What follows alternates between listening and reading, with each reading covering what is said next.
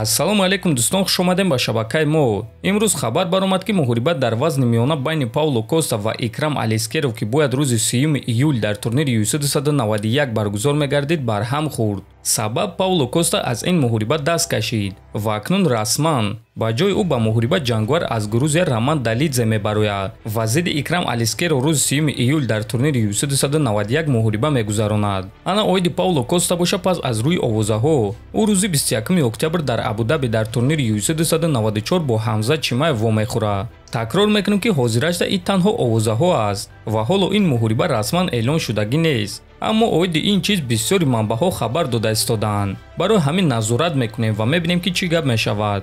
доруҳое ки айни замон шумо дида истодаин доруҳои гиёҳии босифат аз ширкати шифофармо мебошад, ки шумо имконият доред ки ҳамаи ин доруҳоро бо нархи арзон дастрас кунед.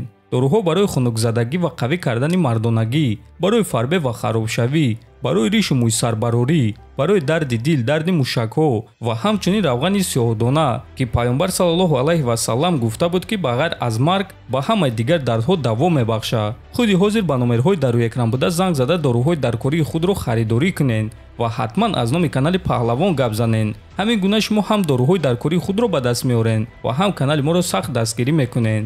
тобови ҷангвори вазни 57 килограмми UFC Муҳаммад Мокаев оиди рақиби дар пеш истодаи худ Тим Элиот фикрашро баён кард. танҳо як шахс аз топ 10 розӣ шуд ки бо ман муҳориба гузаронад. ман Тим Элиотро эҳтиром мекунам, аммо ман дар ин ҷо барои шоҳи ин дивизион шудан омадагиам. иншааллоҳ 11-0 навиштааст Мокаев. хотиррасон мекунем ки Муҳаммад Мокаеви 22-сола рекорди бебох 10-0 дорад ва айни замон ӯ дар рейтинги вазни 57 кг дар ҷои 11-ум қарор дорад. ана рақиби ӯ Тим Элиоти 36-сола боша рекорди 19-12 дорад ва ӯ дар рейтинги вазни 57 кг дар ҷои 10-ум қарор дорад. муҳорибаи онҳо рӯзи 21 октябр дар Абу-Даби дар турнири UFC 294 баргузор мегардад.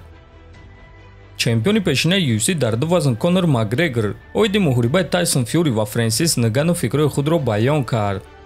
ин муҳориба барои ман шавқовар аст. биёин интизор мешавем ва мебинем ки ин муҳориба чӣ гуна ба анҷом мерасад.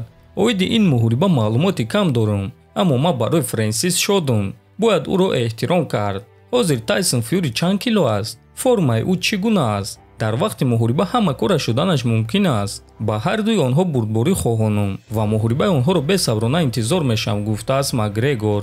бале дӯстон, дар вақти муҳориба ҳама кора шуданаш мумкин аст ва ба Нгану танҳо як зарбаи дақиқ дар кор аст, то ин ки рақибро ба нокаут равон кунад.